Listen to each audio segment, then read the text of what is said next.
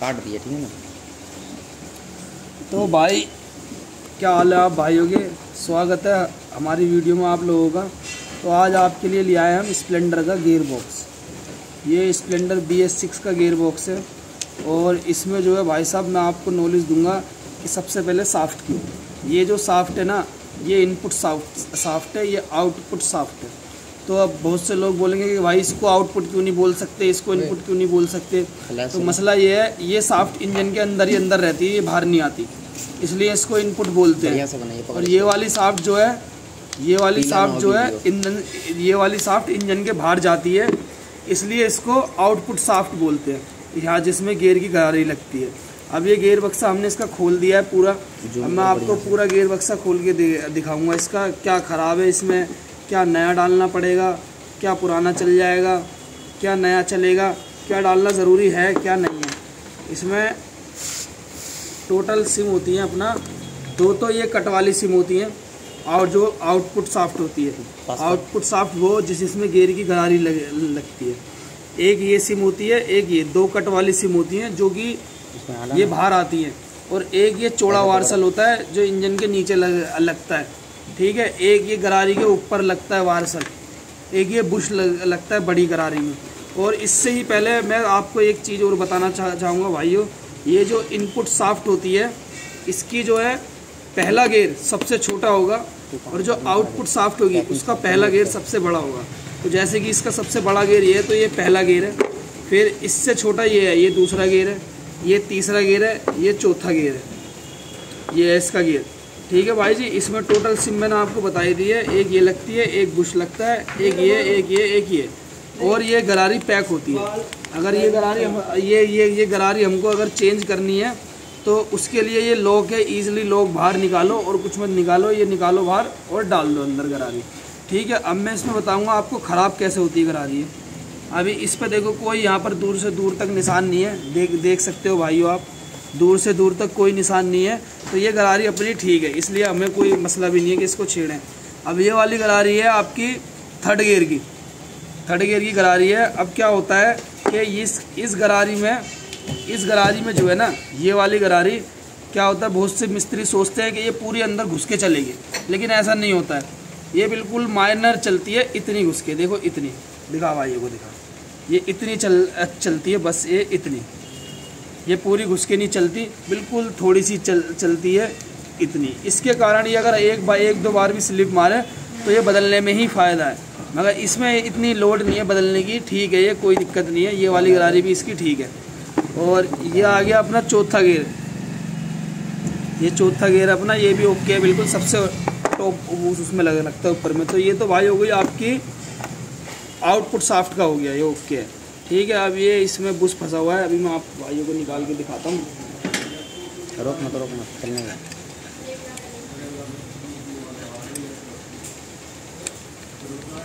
ये बुश बहुत से मिस्त्रियों से निकलता नहीं है, तो वो जल्दीबाजी में ऐसे ही खोल देते हैं, मगर इसका कोई इतना कठिन तरीका नहीं है, पेच से भी निकल जाएगा ये। और इसके बाद ये क्लच की, ये इसकी गियर बॉक्स की वार्सल नहीं है, ये क्लच की वार्सल है, तो इसका हमारा कोई काम नहीं है। ये हमारा जो है पार्ट, सेकंड पार्ट या थर्ड पार्ट में आएगा, तो इसको हम ये क्लच के टापे में डाल दो भाई इसको, ठीक है भाई। अब ये बैरिंग और निकालना रह गया, इसको और निकालता हूँ मैं ज़रा, फिर आपको बताता हूँ भाई मैं आगे क्या होता है। ये बैरिंग निकल चुका है, इस बैरिंग का भी अभी हमारा कोई टॉपिक नहीं है, अभी हमारा टॉपिक मैन गियर बक्से का है। अब ये हो गई इनपुट साफ्ट। इनपुट साफ्ट में क्या होता है, जो सबसे हैवी गियर होगा वो सबसे बड़ा होगा। आउटपुट साफ्ट में मैंने बता ही दिया आपको, जो सबसे हैवी गियर होगा वो सबसे छोटा होगा। तो इसमें ये है चौथा गियर। चौथे गियर में बस एक सिम लगती है, ये वाली, ये छोटी सिम है, कट वाली सिम, और इसमें कोई सिम नहीं है। ये भी बहुत से मिस्त्री सोचते हैं ये भी पूरा ऐसा घुस के चलता है, नहीं, ये माइनर चलती है, बस इतनी चलती है। एक दो बार भी अगर ये स्लिप मारेगी तो इसका काम हो जाएगा ख़राब। तो भाई ये गरारी और ऊपर से पैक होती है। अब आता है हमारा इसमें सबसे ज़्यादा कौन सी गरारी ख़राब होती है। सबसे ज़्यादा जो इसमें हमारी गरारियाँ ख़राब होती हैं, एक तो भाई ये तीसरे गियर की गरारी ख़राब होती है, सबसे ज़्यादा जो कंप्लेंट है तीसरे गियर की, ये दोनों गरारियाँ ख़राब होती हैं। और उससे भी ज़्यादा जो है ये दूसरे गियर की गरारियाँ। अब मैं आपको बताता हूँ दूसरे गियर की गरारियाँ ख़राब कहाँ से होती है। दिखा भाई, पास से दिखा, ये इस पे देख सकते हो आप भाई लोग, ये देखो माइनर सब पे निशान आए हुए हैं, सब पे निशान आए हुए हैं। अब इसमें ये दिक्कत क्या करेगी, ये कोई इसमें ऐसा काम नहीं करेगी कि हाँ भाई गेयर ना लगेगा, गेयर फेंक देगी गाड़ी। इसमें आवाज़ बनाएगा जब ये दूसरे गियर की करा रही है, जब ये दूसरा गियर डलेगा ना गाड़ी में तो गुरगुराहट पैदा करेगा, आवाज़ पैदा करेगा गियर बॉक्स में। और इसका ऐसा कोई रीज़न नहीं है कि गियर बक्सा बाहर आ जाएगा, कुछ बाहर आ जाएगा। बाकी और कोई गरारी इसमें ख़राब है ना, ये भी इस पर भी निशान है, दिखाई दे के दिखा।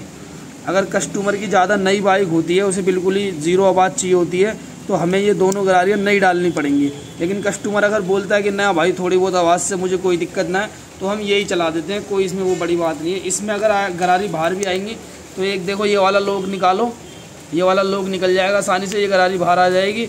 और इसके नीचे एक लॉक और एक सिम लगती है, वो निकालो, ये वाली गरारी बाहर आ जाएगी। तो भाई कोई इतना उसका स्प्लेंडर का सबसे इजी गियर बॉक्स होता है, कोई इतना कठिन मसला ना होता है इनका। और जो है गरारी मैंने तुम्हें बताई दी है, कौन सी गरारी कौन से गियर की है और कब ख़राब होती है, किस रीज़न से ख़राब होती है। ये तीसरे गियर की गरारी ख़राब जब होती है, कस्टमर रेस दे रखी है, क्लच ना दबा रहा है, घट गियर मारे जा रहा है, उस रीज़न से ख़राब होती है। और ये अपने आप ही चलते चलते इस पर निशान आते हैं। दूसरे गियर की गरारी में भी थोड़ी हल्की क्वालिटी की होती है, तो इसलिए ये तो हम ज़्यादातर बदल ही देते हैं, ग्राहक बोले या ना बोले, हम खुद ही बदल देते हैं। तो भाई आप लोग देख सकते हैं, अभी इस इंजन को धोएंगे, ऐसे नहीं बांधेंगे। देखो कितना गंदा इंजन है। अभी इधर पैकिंग कर रही है, दिखा भाई इधर दिखा, अभी पैकिंग कर रही है। हमने सोचा एक ब्लॉग बना के भाइयों को समझा दें। अब ये पैकिंग वगैरह जो है ना उतार के इसको बढ़िया करके हम धो के, और जब जो है इंजन हम फिटिंग करेंगे तब आपको नेक्स्ट ब्लॉग दिखाएंगे कैसे सफाई होती है, कैसे नहीं होती है, कैसे इंजन बनता है, कैसे नहीं बनता है। बीच में समझ होती है गाड़ी सर्विस करवा दो।